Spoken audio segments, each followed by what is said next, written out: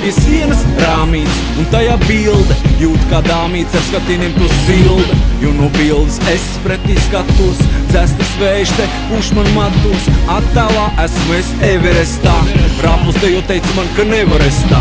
Laikam par spīti vai lai kaut ko pierādītu, bet ja tā padomā, kam tad es te līdu? Te bija pabijuši daudzi mani elki, jūtu kā arī mani šajā kalnā velk. Viņu prieks ar maniem mērķiem likās saskan, kas zina, varbūt tās bija tikai masas. Man bija cits sapnis, to nācās pamest, es pieņēmu par savu šoju un noticēju tam es. Sajūtu, ka tajā galā piepildījums mājo, tik spilgta bija, ka apžilks es stājos.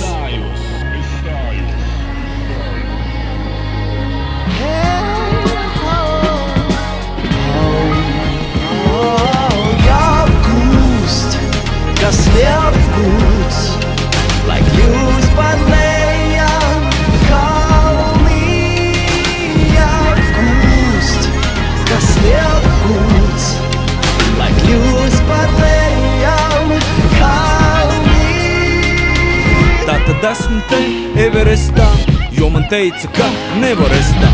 Toreiz pats sev šeit bija nofučējis, bija man tad 22, nu jau man 40. Pats attīstīja bildu un rāmī, ieliku to pats nolemdams, ka te man jāmīt. Tagad stāv te sastinguši skatiem, smaids arvien mazāk atgādina patiesu. Tas tomēr nav man, bet labi ko tur jājautā, kā šis rāmis mani notur.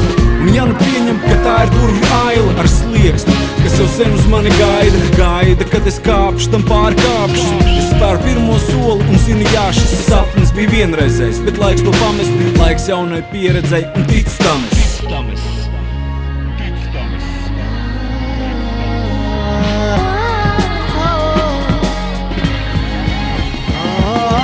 Jāapgūst, kas ir neapgūts, lai kļūst par lejām kalnī.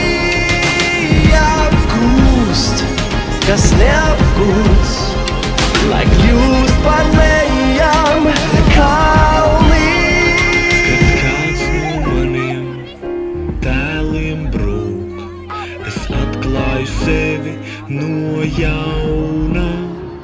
Ir jāapgūst, kas neapgūst, lai kļūst par lejām kalnī.